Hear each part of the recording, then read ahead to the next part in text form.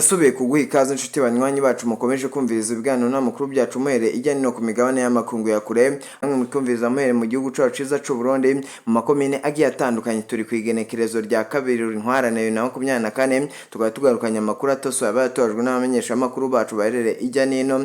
Cyane cyane ngamwe mwaje gufyonda sabone ku batarabikora amanuka munsi video uracubona ijambo sabone ufyonde ko uracubona kazogera nyine ufyonde ko amatuje turabana mu makuru atosoye tukugezaho kurimbanisha kure imwe rudende ikugezaho amakuru avugwa ngaha mu gihugu cy'u Burundi no mu seruko bwa Repubulika Iharanira Intwaro Rusange ya Kongo. Amakuru ahejeje kudushikira mu itangazo rivuye muri ntare ya Rushatsani Gitega rivuga yuko abari inyuma bose inyuma y'umuhari wa Red Tabara biganje mu guhungabanya umutekano w'abene gihugu baraca batabwa muri yombi. Ni itangazo rishijwe hanze n'umukuru w'igihugu Nyiricubahiro Evariste Ndayishimiye. Ni amakuru tugarutse kukugezaho mu buryo bw'idonido. Andi makuru aturuka mu masoko yacu nuko umunyarwanda uherereye ngaha mu gihugu cyacu cyiza cy'u Burundi ari guhoterwa bikomeye cyane. Twerekera mu buseruko bwa Repubulika Iharanira Demokarasi ya Kongo, turebe aho umuhari wa M23 ugejeje mu migwano iri guhanganamo n'igihe kandi igisirikare cyacu cyiza cy'u Burundi FDNB gikomeje imyimenyerezo ijya nino mu makomine agiye atandukanye kugiye kirinde abene gihugu. Ni amakuru akomeye cyane ahejeje kudushikira tugarutse kukugezaho. Nyiricubahiro Major Evariste Ndayishimiye yagaragaje ko umwasi ukomeye cyane igihugu cyacu cyiza cy'u Burundi gifite ari igihugu cy'u Rwanda. Ni mu gihe kandi Nyiricubahiro Major Evariste Ndayishimiye akomeza kwagiriza igihugu cy'u Rwanda gukomeza guterera inkunga zikomeye cyane umuhari wa Red Tabara. Ni mu gihe kandi byagaragaye ko igisirikare cy'u Burundi gikomeje gukora imyimenyerezo kugira kirinde ebene gihugu. Igisirikare cyacu FDNB gikomeje imyimenyerezo mu mashamba agiye atandukanye ngaha mu makomine agiye atandukanye. Mu ishamba rya Kibira hari kuberamo imyimenyerezo ikomeye cyane kugira bongerere ubumenyi na tekinoloji igisirikare cyacu cyiza cy'u Burundi kugira bakomeze kurinda umwasi w'igihugu cy'u Burundi guhungabanya umutekano w'abene gihugu. Ni mu gihe Nyiricubahiro Major Evariste Ndayishimiye akomeze kwagiriza igihugu cy'u Rwanda yuko ariko gikomeza umuhari wa Red Tabara. Ni mu gihe umuhari wa Red Tabara uhora ugaba ibitero shuma ngaha mu gihugu cyacu cy'u Burundi ukangiza byinshi bigiye bitandukanye. Nyiricubahiro Evariste Ndayishimiye araterwa impungenge zikomeye cyane n'uyu muhari wa Red Tabara. Amafaranga akomeye cyane yo guterera umukuru w'igihugu Evariste Ndayishimiye kugira akomeze kwirinda umuhari wa Red Tabara. Ni mu gihe kandi aba bakuru b'ibihugu bombi biyemeje kurinda ibihugu ugakomeza kwiyerekana bikomeye cyane hano ngaha mu gihugu cy'u Burundi mu guhungabanya umutekano wa bene gihugu.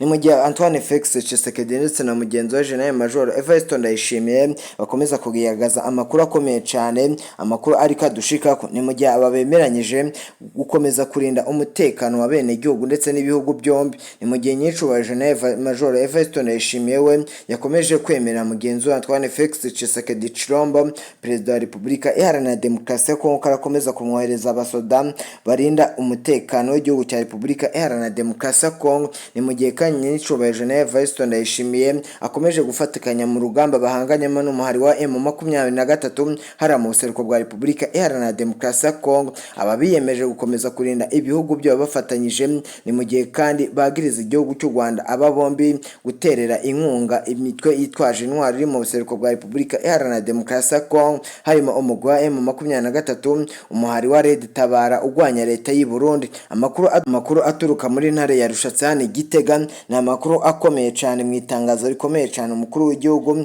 General Major Evariste Ndayishimiye akomeje gusinyaho avuga ko abari inyuma bose inyuma y'umuhari wa Red Tabara baratabwa muri yombi hano mu gihugu cy'u Burundi. Ni amakuru akomeye cyane akomeza guturuka muri ntare ya Rushatsi bivuga ko General Prime Niyongabo nubwo ari mu buseruko bwa Repubulika Iharanira Demokarasi ya Kongo yaraserukiye igihugu cy'u Burundi bikomeza kumuhama ko ashobora kuba ari mu bugambanyi bukomeye cyane n'uyu muhari wa Red Tabara bashaka gutembagaza ubutegetsi bwa Nyiricubahiro Evariste Ndayishimiye. Ni makuru akomeye cyane akomeza guturuka muri ntare ya Rushatsi n'abamenyesha amakuru bacu bibanga baherereye hari abagenda batugezaho ibyaya makuru nuko batubwiye ko Nyiricubahiro Evariste Ndayishimiye ahejeje gushikira abaratabwa muri yombi ngaha mu gihugu cy'u Burundi. Ni mu gihe kuri urwo rutonde hajeho Nyiricubahiro Prime Niyongabo uyu nguyu uherereye mu buseruko bwa Repubulika Iharanira Demokarasi ya Kongo. Ese ubu ngubu akimara kubimenya ubu ari he. Ni amakuru akomeye cyane bivugwa ko ubu Gen Prime Niyongabo ashobora kuba yamenye iby'iyi nkuru, amakuru akaba ari kuvuga ko atazagaruka hano mu gihugu cy'u Burundi.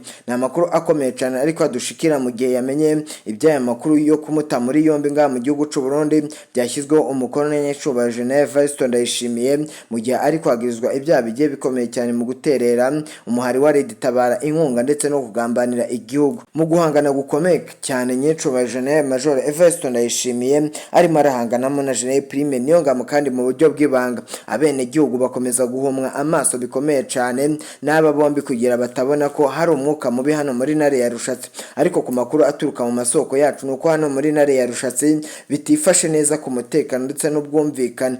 Ngaha impande y'umukuru w'igihugu cy'u Burundi Nyenyeshyubahirijwe Evariste Ndayishimiye bikaba bikomeje kuvuga ko akomeje kuremba nawe amagara ye atifashe neza. Ku makuru adushikira nuko ubu ari kuvurirwa mu rugo, nubwo ari kuvurirwa mu rugo ariko yaciye ashira ku rutonde n'ubundi abaratabwa muri yombi ndetse n'abarakurikiranwa bucece bagatabwa muri yombi bakomeje kugira uruhare mu guhungabanya umutekano w'igihugu cy'u Burundi. Ni mu gihe igihugu cy'u Burundi gikomeza kwagiriza igihugu cy'u Rwanda yuko gikomeza guterera umuhari wa Red Tabara ndetse n'abanyagihugu kugira bahungabanye umutekano w'igihugu cy'u Burundi. Ni mu gihe kandi Gen Major Evariste Ndayishimiye akomeza kuvugwa ko hano muri Ntare ya Rushatsi hakomeje kubariramo ubugambanyi bukomeye cyane bwivanzemo abasirikare bagiye ari bakuru hano mu gisirikare cy'u Burundi. Ni mu gihe kandi Nyenyeshyubahirijwe Gen Evariste Ndayishimiye akomeje kwiyegereza mugenzi we Antoine Felix Tshisekedi kugira barebe uko barwanya imihari igiye itandukanye iri kugerageza guhungabanya ibihugu byombi. Ni mu gihe igihugu cya Repubulika Iharanira Demokarasi ya Kongo cyo gihangayikishijwe n'umuhari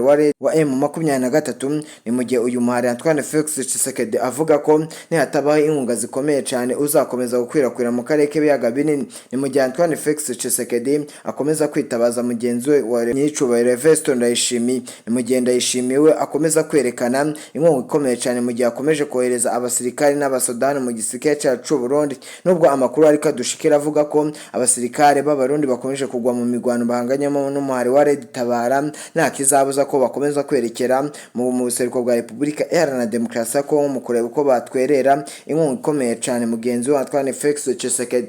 Ni mu gihe Nyenyeshyubahirijwe Gen Major Evariste Ndayishimiye we yakomeje kwemera mugenzi we Antoine Felix Tshisekedi wabaye Repubulika Iharanira Rusange ya Kongo yuko azakomeza kumuha intwererano ijyanye n'igisirikare kugira bagarure umutekano mu buseruko bwa Repubulika Iharanira Demokarasi ya Kongo. Ni mu gihe kandi Nyenyeshyubahirijwe Gen Major Evariste Ndayishimiye nubwo nawe adahangaye n'ibibazo bikomeye cyane byugarije igihugu cy'u Burundi nk'ibibazo by'ubukungu, umuhari wa Red Tabara ukomeje guhangayikisha uyu mugabo Nyenyeshyubahirijwe Evariste Ndayishimiye. Itabwa muri yombi riri kugenda rivugwa hirya no hino mu makomine agiye atandukanye ry'abagirizwa ibyaha bito bito bigiye bitandukanye harimo gukorana n'abamenyesha amakuru baherereye hirya no hino mu makomine agiye atandukanye. Abangaba bikaba biri kuvuga ko n'aba banyamakuru baherereye hirya no hino mu makomine agiye atandukanye ngo bari gukorana n'abaterabwoba b'umuhari wa Red Tabara babagezaho amakuru akomeye cyane ariko aravuga ngaha mu gihugu cy'u Burundi. Amakuru tuyakomereza hano muri Repubulika Iharanira Demokarasi ya Kongo, hano mu buseruko bwa Repubulika Iharanira Demokarasi ya Kongo turebere hamwe ibiriko birasohoka hano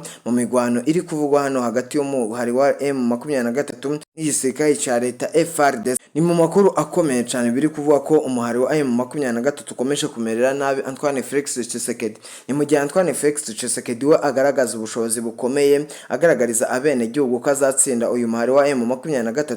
Abanyepolitike mpuzamahanga ndetse n'abasesenguzi bakurikirana hafi iby'imigwano ihanganisha igisirikare cya leta FARDC ndetse n'umuhari wa M23 baragaragaza ko umuhari wa M23 umaje kwiyubaka bikomeye cyane ndetse ukomeje kwigarura ibice bigiye bitandukanye by'agaciro kuri Antoine Felix Tshisekedi. Ni mu gihe Antoine Felix Tshisekedi we ahangayikishwe n'uyu muhari wa M23 kuko ukomeje kumwereka ubushobozi buhambaye. Ni mu gihe kandi ejo havuzwe amakuru akomeye uyu muhari wa M23 ukomeje kugaragaza ubushobozi budasanzwe aha mu buseruko bwa Repubulika Iharanira Demokarasi ya Kongo. Ni mu gihe Antoine Felix Tshisekedi we akomeza kugaragaza inkunga ikomeye cyane ariko akamahanga kugira ngo batsinde uyu muhari wa M23.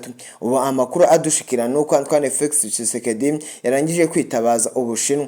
Ni hanyuma yuko Antoine Felix Tshisekedi yitabaje Leta Zunze Ubumwe za Amerika ariko abangaba bakamwihorera, ndetse amakuru adushikira nuko ubu leta ya Kinshasa yandikiye Leta Zunze Ubumwe za Amerika kugira barebe uko batsinda uyu muhari wa M23 ku bushobozi ndetse n'ubufasha. ni mu gihe Antoine Felix Tshisekedi agaragaza ko amafaranga atari akabuze ndetse na zahabu atari akabuze hano mu buseruko bwa Repubulika Iharanira Demokarasi ya Kongo. Ni mu gihe akomeza kureshya amahanga akomeye cyane ibihugu bikomeye nk'Ubushinwa, Ubwongereza na Leta Zunze Ubumwe za Amerika kugira bimutabare mu guhirika uyu muhari wa M23. Ariko abangaba bose bakomeza guterera agati mu ryinyo bakamwihorera. Ariko amakuru akomeye cyane nuko ubu ngubu ari kujyana ibiganiro bikomeye igihugu cy'Ubushinwa kigiye gukorana bya Antoine Felix Tshisekedi ukomeje kugaragaza akamwenyu ku maso yuko yemerewe inkunga ikomeye cyane n'igihugu cy'Ubushinwa. Ni mu gihe kandi avuga ko igihugu cy'Ubushinwa cyerekeye hano mu buseruko bwa Repubulika Iharanira Demokarasi ya Kongo ikibazo cyugarije Antoine Felix Tshisekedi ndetse n'abakongomani muri rusange ngo cyahita kirangira, dore ko adatinya kuvuga ko ari umuhari wa M23 ukomeje guhangayikisha igihugu cyose ndetse ukomeje no gutuma igihugu kidatera imbere muri rusange. Wa Kongo arakomeza kugaragaza amakuru akomeye cyane yizeza abanyagihugu ko aratsinda umuhari wa M23 mu gihe gito. Ni mu gihe kandi amakuru akomeza guturuka mu masoko yacu agaragaza ko Ubushinwa buri ko buramukina bikomeye cyane. Ni mu gihe kandi andi makuru agaragaza ko barakomeza kumukina ari ubwo bw'ibihugu bigiye bikomeye ku isi nka Leta Zunze Ubumwe za Amerika, igihugu cy'Ubushinwa ndetse n'igihugu cy'Ubwongereza. Ni mu gihe Antoine Felix Tshisekedi ndetse n'amambasade agiye atandukanye aherereye muri ibi bihugu bikomeye nka Leta Zunze Ubumwe za Amerika zakunze gutanga ubusabe bukomeye cyane ko Leta Zunze Ubumwe za Amerika zagira icyo zikora muri iyi mirwano iri mu buseruko bwa Repubulika Iharanira Demokarasi ya Kongo. Ni mu gihe ambasade ya Leta Zunze Ubumwe za Amerika yo yatinze gusubiza iyi ambasade ya Repubulika Iharanira Demokarasi ya Kongo iherereye Washington DC ku mirwano iri habera aka kanya. Ku makuru atugeraho nuko ubu bikaze cyane umuhari wa M23 ukomeje kwivugana bikomeye cyane SADC. Ni mu gihe kandi imigwano yakomeje hano mweso, dore ko FARDC ndetse n'abafatanyabikorwa b'ingabo z'Abarundi ndetse n'ingabo za Tanzania ndetse n'abandi basirikari nka Wazalendo abo bose bagabye ibitero hano mweso. Ni mu gihe batege ibitero hano mu mujyi wa Sake bikarangira umuhari wa M23 ubashubije inyuma bagakizwa n'amaguru. Ni mu makuru akomeye cyane ariko agenda dushikira. Ubu biravugwa ko umuhari wa M23 uri kurasana bikomeye cyane n'igisirikare cya leta FARDC mweso. Ni mu gihe kandi hakomeje kubera urufaya rw'amasasu, urusaku rw'amasasu ndetse n'imbunda ntoya cyangwa inini.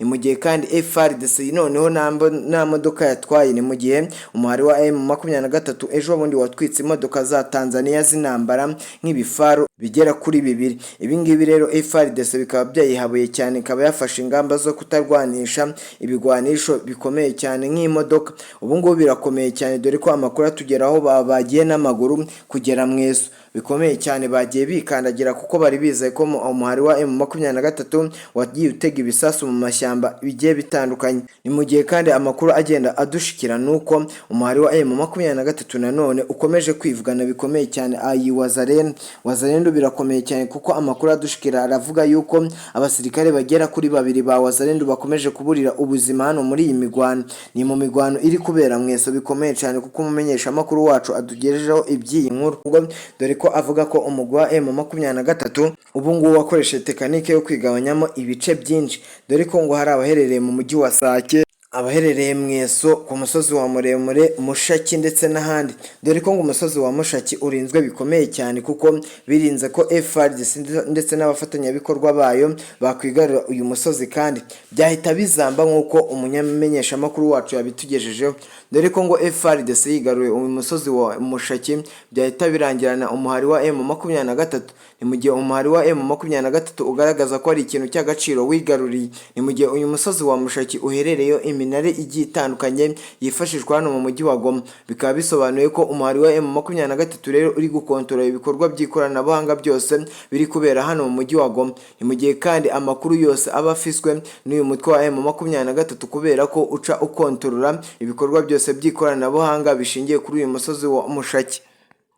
Uyu musozi ni umusozi wahangayikishije Antoine Felix Tshisekedi na n'ubu ngubu akibaza uko bazawukura mu maboko ya M23 bikaba bikomeje kubayobera. Ni mu gihe Antoine Felix Tshisekedi akomeje gushyiraho igiciro cy'umurengera uzatsinda wese uyu mutwe wa M23. Nubwo Antoine Felix Tshisekedi yasabye inkunga leta y'Ubushinwa, ntibyabujije yuko yitabaza na South Africa. Iki gihugu gikomeje kwerekana imbaraga zikomeye cyane ndetse cyanamwemereye inkunga zikomeye cyane, dore ko iki gihugu cya South Africa Afurika nacyo kirazwi mu bikorwa bya tekinoloji ndetse n'ibya gisirikare no mu nganda zigiye zitandukanye zicura ibitwaro bya kirimbuzi ndetse n'ibitwaro bikomeye cyane byakwifashishwa hano mu mirwano ihereye mu buseruko bwa Repubulika Iharanira Demokarasi ya Kongo. Ni mu gihe abasesenguzi mpuzamahanga mu bya politiki bari kugaragaza amakuru agiye akomeye cyane bavuga ko ubu ngubu hagiye kuba imirwano ikomeye cyane mu gihe igihugu cy'Ubushinwa cyakwerekera hano mu buseruko bwa Repubulika Iharanira Demokarasi ya Kongo ndetse na South Africa. Ni imirwano yahungabanya benshi ndetse n'abanyagihugu batavuyemo kubera ko igihugu cy'Ubushinwa cyo gifite ibitwaro bikomeye cyane kandi birasa ahagari. Biravugwa yuko rero igihugu cy'Ubushinwa kiramutse kivanze muri iyi mirwano na Leta Zunze Ubumwe za Amerika zahita ziza muri iyi mirwano, dore ko ibi bihugu bikomeye ku isi nabyo ubwabyo bitumvikana kubera inyungu bikomeje gukura hano mu buseruko bwa Repubulika Iharanira Demokarasi ya Kongo. Ni mu gihe kandi Antoine Felix Tshisekedi wiwe atitaye ku banyagihugu ndetse kuri bene gihugu cya Repubulika Iharanira Intwaro Rusange ya Kongo, we yitaye ku mugwi wa M23. Ni mu gihe yakubise agatoki ku kandi avuga ko umugwi wa M23 bizarangira utsinzwe kandi bikomeye cyane. Murabizi ko yijeje abaturage be ba Repubulika Iharanira Demokarasi ya Kongo, abakongomani muri rusange, ko natsinda manda ya kabiri yifuzaga kuba umukuru w'igihugu muri manda ya kabiri cya Repubulika Iharanira Demokarasi ya Kongo, nta kindi ashyize imbere usibye gutera igihugu cy'u Rwanda ndetse no guhungabanya umutekano w'igihugu cy'u Rwanda. Ni amakuru akomeye cyane yashyikirijwe na Antoine Felix Tshisekedi yakunze kugenda atangaza mu bitangazamakuru bigiye bitandukanye, avuga ko niyongera gutorwa muri manda ya kabiri azacangana n'igihugu cy'u Rwanda. Ibyo ngibyo abasesenguzi mpuzamahanga mu bya politiki ndetse n'abakurikiranira hafi iby'intambara bategereje iby'intambara baraheba. Ni mu gihe kandi andi makuru avuga ko Antoine Felix Tshisekedi n'ubundi yagize ubwoba kubera iyi mirwano ikomeye cyane akomeje guhangayikishwa n'umuhari wa M23. Ni mu gihe kandi yatinye igihugu cy'u Rwanda. Ni mu gihe yari yarijejwe abakongomani yuko azahita atera igihugu cy'u Rwanda mu bitero bikomeye cyane ngo azagaba mu mugwa mukuru Kigali. Abasesenguzi mpuzamahanga mu bya politiki baragaragaza ko ari ubwoba bukomeye cyane Antoine Felix Tshisekedi yagize, kandi bakagaragaza ko ibi ngibi kwari kugira ngo areshye abakongomani bongere bamutore, kuko yari yabijeje ikintu gikomeye cyane kuzahangana n'igihugu cy'u Rwanda mu bitero bikomeye cyane. Yari yatangaje ko azatera Kigali, yatangaje ko igisirikare cya FARDC gifite ubushobozi bwo kubika Kigali mu minota 48. Eka makengurukire inshuti banywanyi bacu dukomeje kubana muri ibi biganiro n'amakuru by'uruhererekane tugenda tubagezaho ndetse tukarebera hamwe n'amakuru ariko avuga mu bitangazamakuru bigiye bitandukanye ngaha mu gihugu cy'u Burundi ndetse no mu karere k'ibiyaga binini. Eka kandi nkomeza mbakengurukire mugabo mwe mukomeje gukanda dukomeje kubana bya misi yose mu makuru abagezweho avugwa ijya n'ino muri Repubulika Iharanira Demokarasi ya Kongo mu gihugu cy'u Burundi, mu makuru akomeye cyane yibanda muri politike, diplomasi ndetse n'umutekano mu karere k'ibiyaga binini. Mwakoze kutwumva. Ciao ciao.